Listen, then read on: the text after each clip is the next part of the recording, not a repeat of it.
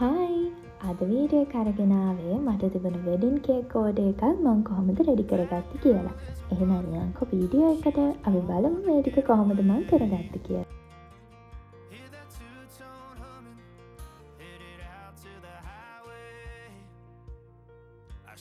ඉතින් එදා මම උදේ 8 විතර තමයි නැගිට්ටේ.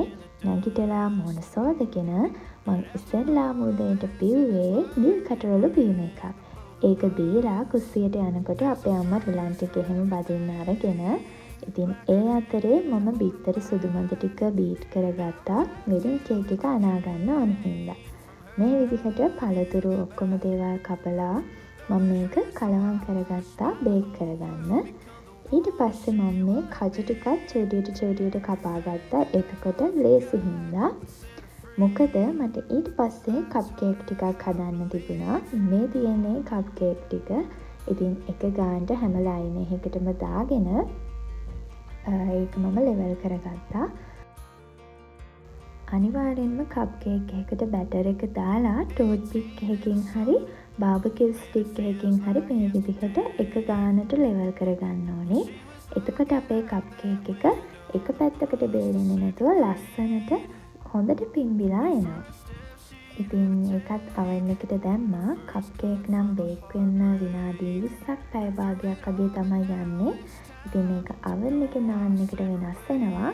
මගේ oven එකේ නම් පැය භාගයක් යනවා. ඉතින් පැය භාගයකට පස්සේ අපි බලමු කප් කේක් ටික කොහොමද තියෙන්නේ කියලා.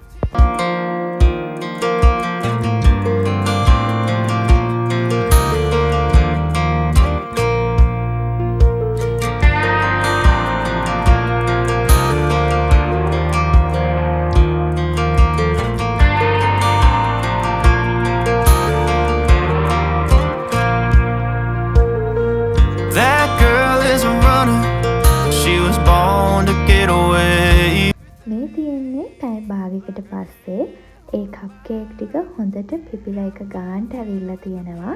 ඉතින් ඒ විදිහට ඒ ටික ඔක්කොම මම කූලින් රැක් එකෙන් තියලා නිවෙන්න තිබ්බා. ඊට පස්සේ මම ආයෙ ගියා මගේ වෙඩින් කේක් ටිකට. ඉතින් මේ තියෙන්නේ මම හදාගත්ත වෙඩින් කේක් ටික. ඒ ටික මම ඒ විදිහට නිවෙන්න තියලා අන්තිමට තමයි ලොකු බේසමකට දාලා ඔක්කොම ටික කලවම් කරන්න ගන්නෙ. ඉතින් මේ වගේ බේසමක් අරගෙන ඒකට අපි අර හදාගත්ත වෙඩින් කේක් ටික දාලා ඒකට ඕනි කරන අනිත් දේවලුත් දාගන්න ඕනේ. ඉතින් මේ දේවල් තමයි මේ වෙලාවේදී මම එකතු කරගන්න මේ කජු. අර මම මුලින් චූටියට කපා ගත්තනේ. අන්න ඒ කජු ටික තමයි එකතු කරගන්නේ. ඊට පස්සේ මේකට එකතු කරගන්නවා ගෝල්ඩන් සිරප් එක. ඉතින් ගෝල්ඩන් සිරප් එකත් එක්ක මම එදා ජෑම් වර්ග දෙකක් ගත්තා. සාමාන්‍යයෙන් වෙඩින් කේක් එකට දාන්නේ මික්ස් ෆෘට් ජෑම් එකනේ. හැබැයි මම එදා ස්ට්‍රෝබෙරි ජෑම් එකක් ගත්තා.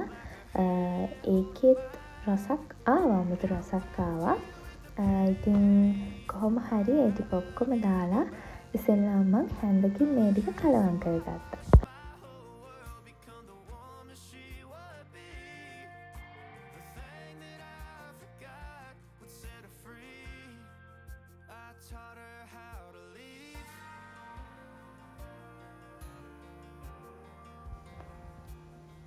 මේ විදිහට හොඳට කලවම් කරගත්තට පස්සේ අපිට ඒක අනාගන්න ලේසි. ඉතින් ඔක්කොම දේවල් දාගෙන මම මේක කලවම් කරගත්තා. ඊට පස්සේ අපි මේ ටික රැපින් කරන්න තමයි ගියේ. ඉතින් එදා මට අපේ අම්මයි අම්මගේ යාළුවෙකුයි මට උදව් කරා. ඒ හින්දා මට මේ වැඩේ ගොඩාක් ලේසි වුණා. වෙඩින් කේක් කෑලි 150ක් තමයි එදා මට හදාගන්න තිබුණේ. ඒ අතරෙම මට කේක් ස්ට්‍රක්චර් එකත් හදන්න තිබුණා. ඉතින් මේ වැඩේ ඉක්මනට ඉවර කරගෙන කේක් ස්ට්‍රක්චර් එක තමයි මම ඊළඟට හදන්න යන්නේ.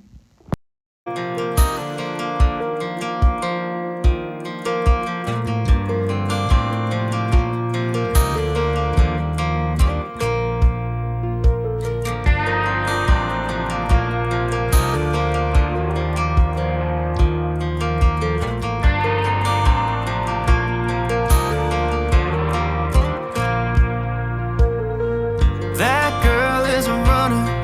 She was born to get away. Hear that two-tone humming, headed out to the highway. I should have seen it. ඒ අතරේ මම හදාගත්ත කප් කේක් ටිකත් හොඳට නිවිලා තිබුණ හින්දා මම ඒකටත් ඉක්මනට අයිසින් එක දාගත්තා. ඉතින් මේ විදිහට සුදු පාටින් රෝස මලක් තමයි මම ඒකට දාගත්තේ. ඒ වැඩෙත් ඉවර කරලා මම කේක් ටිකත් බොක්ස් වලට දාලා වෙඩින් කේක් වල වැඩත් ඉවර කරගත්තා. මේ තියෙන්නේ ඒ වෙඩින් කේක් 150. ඉතින් ඔක්කොම කරගෙන කේක් ස්ට්‍රක්චර් එකත් හදාගත්තා. මේ තියෙන්නේ ඒකේ ෆයිනල් ලුක් එක. කොහොම හරි ඒ වැඩ ටික ඉවර කරලා මම නිදා ගන්නකොට පාන්දර 2ක් පහුවෙලා. ඉතින් මේ ඔක්කොම හදලා අනිත් පහුවදා උදේම හොටෙල් එකට ගෙනියන්න ඕනි. ඉතින් මේ දේවලුත් ලෑස්ති කරලා තමයි මම නිදාගත්තේ. ඉතින් මේ තියෙන්නේ ඒ කේක් ටික.